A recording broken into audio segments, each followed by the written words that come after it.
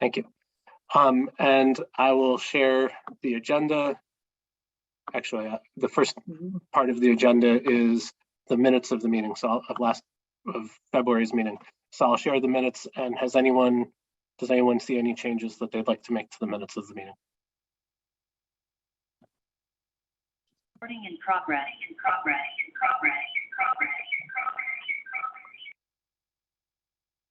Go through. On page 1, my name has 2 M's, not 1.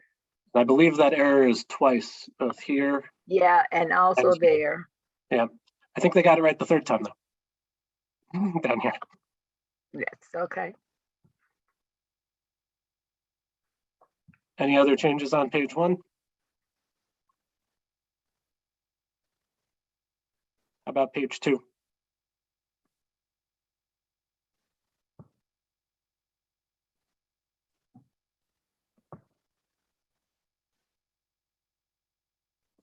Nope.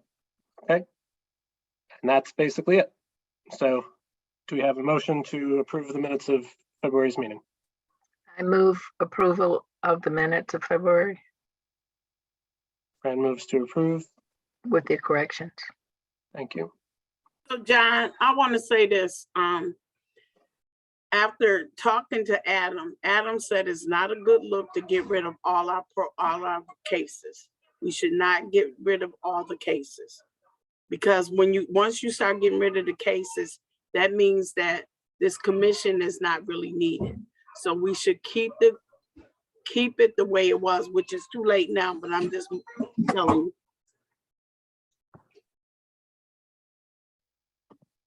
I don't know if that's anything to do with the minutes of last month's meeting.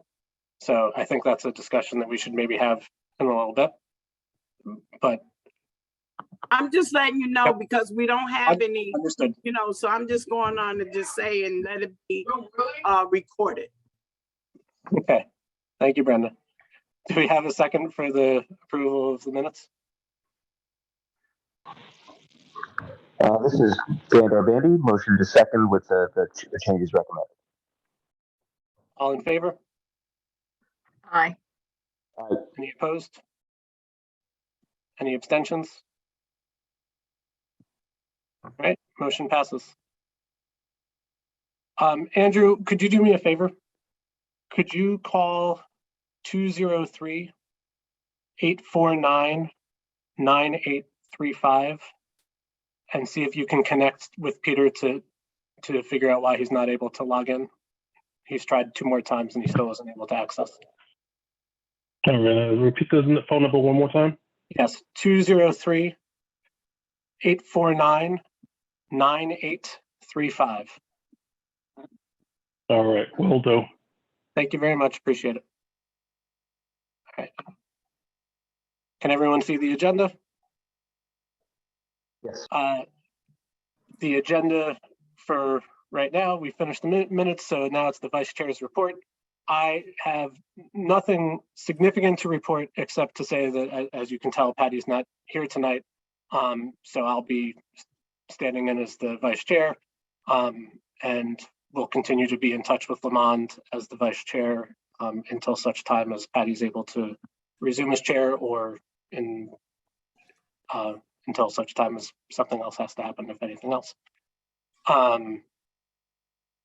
And we should move on to, well, do we have usually there's a report from the director. Lamond, do you have anything to report this week? Good evening. No, good evening, all. Good evening, commissioners. No, I don't. Thank you. Okay, great. So we can go to review and discussion of and motions on open cases. Good evening, everybody. Russell Liskov. The case there is a case that I'd like to report to you on. It's 1801-21 One Cliff Street, apartment 3 and apartment 4. This case has been resolved. The tenant moved out of state. The landlord paid them money to move. The landlord was to pay them more money after the keys were returned. The tenant didn't pay the last month's rent and left some stuff behind. I've negotiated a final payment. The landlord is supposed to pay the tenant another $810. But as of this date, the landlord has not paid the tenant the $810. They agreed to it last week. So I anticipate for next month's meeting, the final payment will be made. So I would ask you to take no action on 1801-21.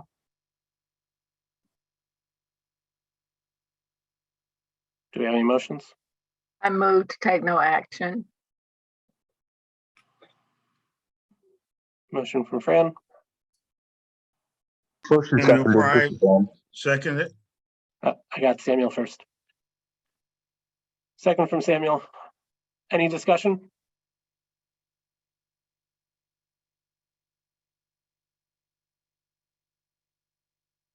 Seeing none, all in favor of taking no action on this case?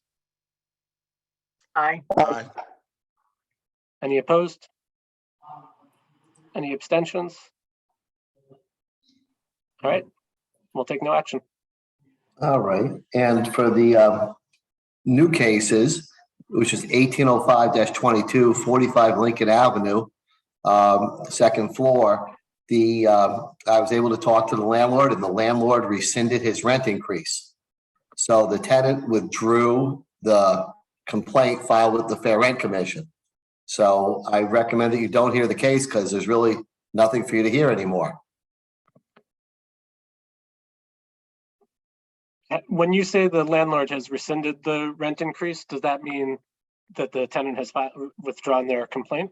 They have withdrawn the complaint. We have a signed withdrawal of the complaint.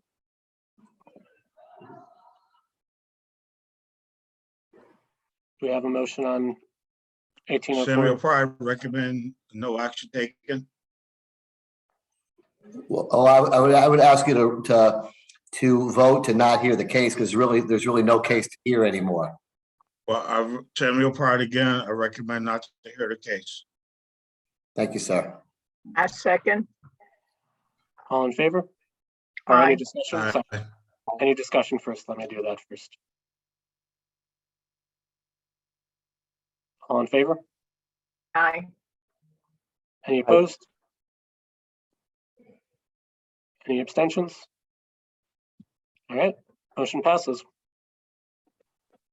I have nothing further at this time to report to anybody, but thank you.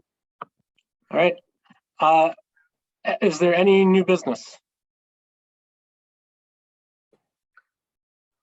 Would this be the time to I believe enter this would be the time for Brenda to Brenda to share her put this in the thoughts. minutes? Yep.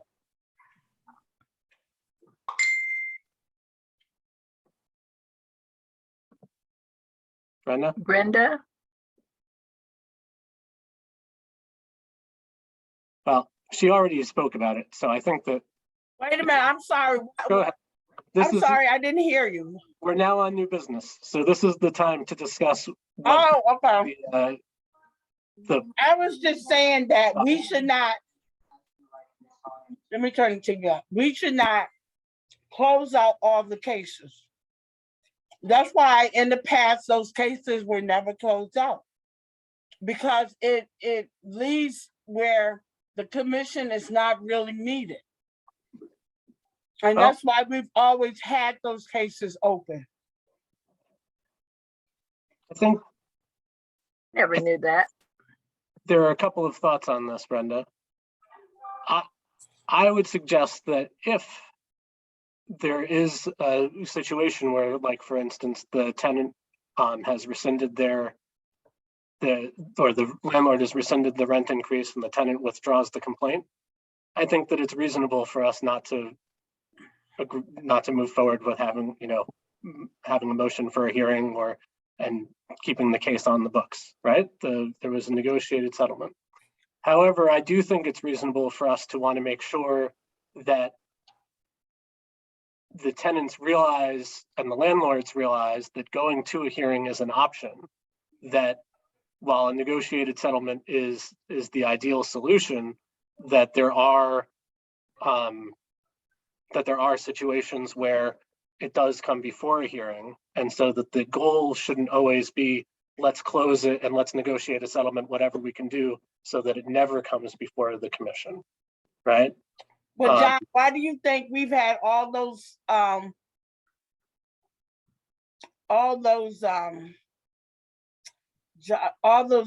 cases open? I believe that There the was case, a reason for it. I believe the cases were open because the directors of the Fair Rent Commission at the time were working diligently with the parties to arrive at some agreement between the parties, but also to make sure that each party had their view fairly represented and fairly heard, and each party had the ability to continue to have their facts as they understood them kind of put down and recorded.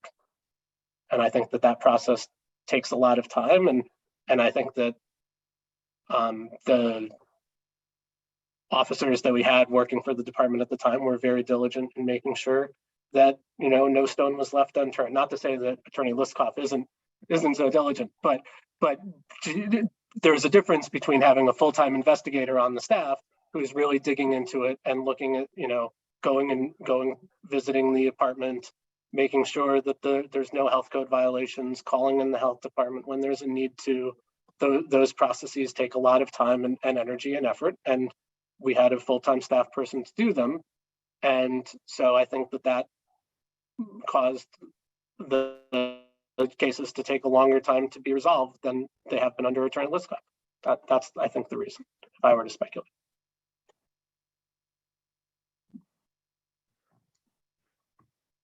Are we going to get, well, we're going to get a full-time director, or we're going to get also a full-time investigator? Because this is not the norm for cases to be completed and settled amicably. And we may get to some cases where an investigator is needed and we don't have one. And I can see what Brenda is saying, that if we don't have, or if we are completing cases so quickly, the city might see that there's no need for a Fair Rent Commission, which there is. Vice Chair, this is Lamont Dan, and I apologize, you all can't see me. I'm home and trying to, I'm by myself with the children. But I can certainly speak to that. As you all recall, or when Anna Keegan left, we put out to bid and advertised that position. And unfortunately, we made an offer and then that person rescinded. Then we put out and advertised the position again and did not get any qualified candidates. So there still is commitment on the city side to hire a full-time. I also just want to draw your attention that the city just embarked on the efficiency study. It's 533 pages, but the community service component, which includes human relations and fair rent, is talked about. And there are some recommendations in their assignment where the scope of work that the city asked them to do is review every single department. And as the mayor would say, leave no rock unturned. So there are recommendations that I have not yet fully read through. I am in the process of reading that recommends how the department should be formed, what are their needs and so forth. And so we will be looking at that very closely to then make recommendations internally from what the report has says. And the human relations fair rent is in that, in the recommendations. Again, I could say that we are committed, and I'm working with HR to promote, and we're kind of working how to, maybe we need to look at the skill set that once was required. Does the field investigator needs to be an attorney? Can it be a paralegal? So we're reviewing what the qualifications are. And I think the other piece that I think we're all struggling with, it's not unique to Norwalk, is the marketplace. It's very competitive now. People have a lot of choices. And unfortunately, again, if you read the report or just some of the publications that's been in the Norwalk Hour, it's just been tough to find specific, this is a special skill. And trying to find someone with the skill set around fair rent skills or fair rent experience has been challenging, which is why we did resort to Attorney Liskoff in the interim. That's addressing an immediate need, because we know residents of Norwalk are coming to us because they feel that their rent has been unfairly increased, and we have this process. So I would definitely say the commission is most certainly needed. We just haven't had any cases where a tenant has said, I want a hearing and you all be utilized, but in no way will this commission is needed, just hasn't been active in that way. I'm curious also because, and Lamond, I mentioned this to you previously, we used to get a set of numbers that we could kind of see what the intakes were, what the contacts were that Jasmine or that the team was making. And I assume that we're still getting a voluminous amount of phone calls and correspondence and conversations that are occurring. But my guess is that Jasmine, kind of being the sole full-time person in the office, probably hasn't had the ability or time to compile those numbers. I would be interested in finding out if there was a way to kind of how things have tracked compared in the past. Are we still seeing the number of cases we saw in the past? Just because something is being resolved doesn't mean that we're not still seeing lots of cases. So that's a great question, and to your point, yes, Jasmine really is serving the full department, and so again, we're hoping to move very quickly with a full-time person to support this important work for our residents, that we can provide additional information. But I'll take on the responsibility for the here and now and work with Jasmine for our next meeting to compile that, just so you all can get a sense of what's actually coming to the office and the volume of calls and the type of calls. We can most certainly, I can work with Jasmine to provide that to the commissioners. And I also deal with Jasmine on a daily basis when a call comes in. If there's something, if a tenant calls in about an issue, we answer the tenant's questions. If the tenant wants to file a complaint, Jasmine sends them an application for a complaint. She's very, very good. She's extremely thorough. She's extremely personable. You guys are blessed to have her. She's really extraordinary at what she does. So anytime she has any questions, she will email me or call me. And I do come into the office 1 or 2 days a week just to ask what's going on, or, is anything interesting happening. I do return probably between 3 to 5 different tenants' telephone calls a week. They ask me certain questions about housing, about health code violations, about rents, about the process. It is open. So, I mean, there have not been a lot of complaints coming in. Jasmine will, send a complaint out, but I think the landlords and the tenants are trying to get along better right now, because the landlords know that they can jack up the rents a lot, and the tenants know they can jack up the rents a lot. But the landlords also know they can be put through the paces of a fair rent commission hearing. I've called plenty of landlords saying, hey, guys, you better do what's right. And the landlords have rescinded lots and lots of rent increases before they are ever implemented. So if I make a telephone call to a landlord and tell them, what are you doing? What's happening here? Do you think that that's right? Do you think that's fair? Do you think you can go 5? You can't go 5, and the landlords tend to back off. And the tenants, I got to say, every case that I've resolved, everyone has walked away happy. So I can't say, the tenants and the landlords are both vocal people. If they thought they were not getting a fair shake, or they thought something bad was happening to them, they'd be the first one to be writing letters and sending something in. So, I mean, I do have a way at times of being able to talk to people to bring them closer together to the middle and have them work things out, as opposed to getting into fights. It's always better to be able to have a happy landlord-tenant relationship than having something acrimonious. Nothing worse than an acrimonious landlord-tenant relationship. And I try to make the landlords understand that. I try to make the tenants understand that. I've dealt with noise complaints. I've dealt with pet complaints. I've dealt with garbage being left outside the house. I've dealt with old tires.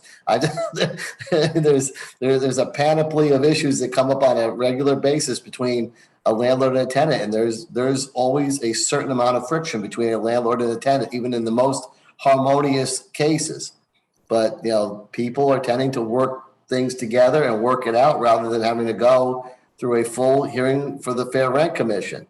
And, and as far as having an attorney go out and looking at something, I mean, I've done my fair share of investigating odds and ends, but for me to go and tell you that a pipe is dripping or a electric outlet is not up to code or anything else, not really a landlord's job. That's really not really a lawyer's job. I think that the building department should be involved in something latter, the health department. The lawyers are not there to really investigate. We're there to ask questions and to probe and to ask questions of fact witnesses. A lawyer should never be a fact witness. That's the best way to get a lawyer disqualified from hearing anything. When you have to put the lawyer on the stand to testify as to a fact witness, you don't do that. That's like a violation of every rule that you ever bump into as an attorney. Attorneys probe, we ask questions, we organize, we present exhibits, we ask the questions to elicit the answers from people who are qualified to give opinions on things like housing code violations and health code violations. Lawyers are not qualified to make those determinations. We're not trained professionals in that situation. So, I'm just happy that everyone's walking away happy in general. And I can promise you, as sure as you have very little today, tomorrow you'll have a bunch more.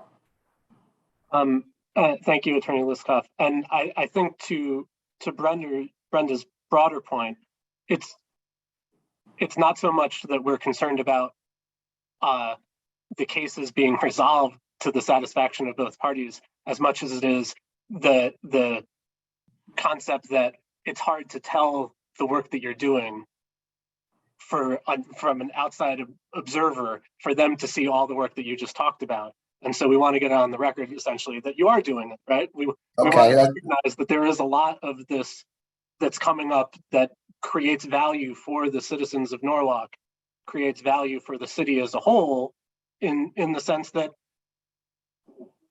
rents could be and sort of are exploding right now.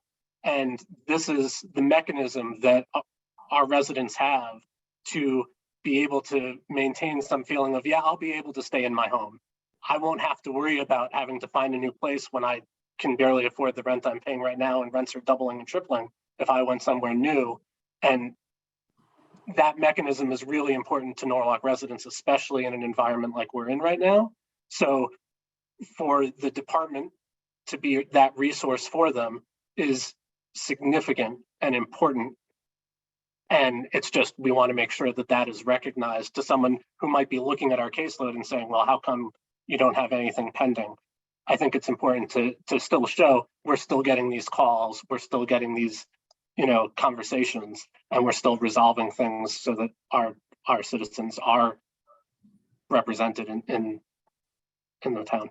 I don't know if anyone else has thoughts on that, but that's my take on it. I think those are excellent thoughts. When Adam was director, I think there were several workshops that were held for landlords and renters so that they could understand the process and the work of the Fair Rent Commission and what rights each one of them had. That I don't know whether that was transferred to new owners or whether there was conversation between owners or not, but that may have some bearing on how our cases are being resolved now. And we're just coming out of a really difficult time where, no Fair Rent Commission was needed because everybody was able to stay in their homes. So people are slowly coming back to a new norm. And just like Attorney Liskoff said, tomorrow we may have 50 complaints.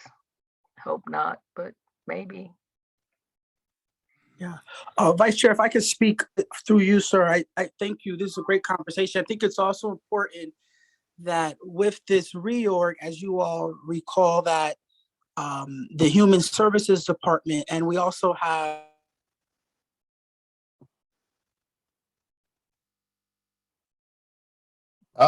before Attorney Liskoff is involved, we are very much engaged in promoting the fair rent services to the nonprofit community every other Friday, my department hosts what is called a Community Services Collaborative Call. It actually started because of COVID, but we have continued. And so on every other Friday, we have well over 80 to 90 individuals that represent about a good 75 to 80% of the nonprofit community. So because the city hosts this call, we are promoting all our services. And one of those specific services is the fair rent department. We also hosted, to your point, Ms. Fran, the Unite CT, the rental assistance program.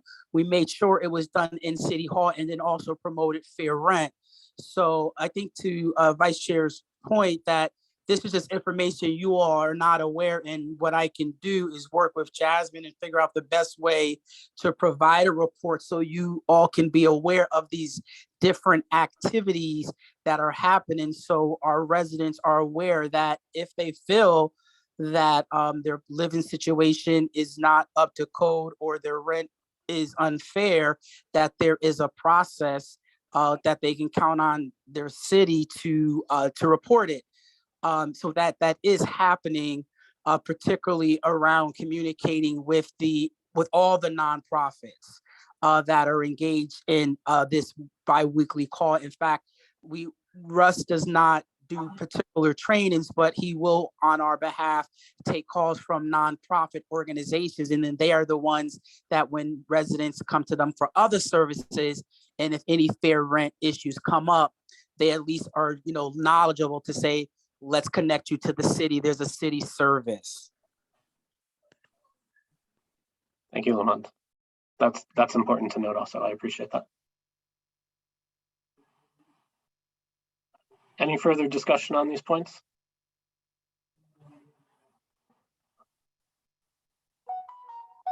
I wanted to raise another topic for new business. I know that it's late, but how do people feel about meeting in person, either as a meeting or for a spring dinner like we've had in the past?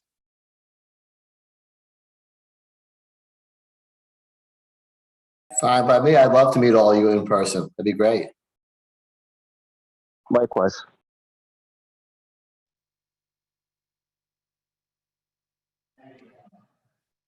Graham? I'm thinking, this is so comfortable. This is Samuel. Being truthful, but the spring dinner would be nice. I've always enjoyed that, and it's a relaxing time, and we get to meet the spouses of our counterparts for us, and it's a nice time. And Brenda does such a good job in locating places for us to meet, and He does a great job. Samuel, you were going to say something? Yeah, right now for health reasons, I'm not able to really get out unless somebody's gonna pick me up. Understood. I'll pick you up. I'll be fine. No Yeah. problem.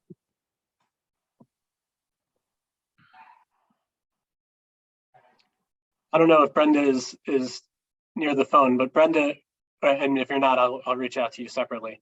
I Brenda, think that it would be you're nice. talking. Yeah, I think it I'm would here, be. I'm listening. Oh, good. Do you want me to get that together, John? Is that something that you could arrange? I would really appreciate it if you I could. can arrange it to go to El Pasto, Great. Wherever you think is Italian good. place, good food. I trust you. I will have to negotiate the price like I've always done. Okay. And you do it so well. Hey, Okay, Brenda, how about Station House?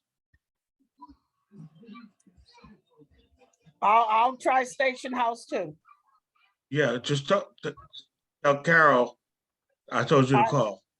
The only reason I said El Pasto because John Kites owns it, and I have a relationship with him. Okay. But I'll try Station House too. Yep. Thank you, Brenda. You're welcome, John. Thank you. Thank you, Fran. Thanks, Brenda. I can actually get Brenda to pick me up, right, Brenda? When do we want to do this? I think June. We usually do it in June. I think that's a good Okay, June? Okay. All right.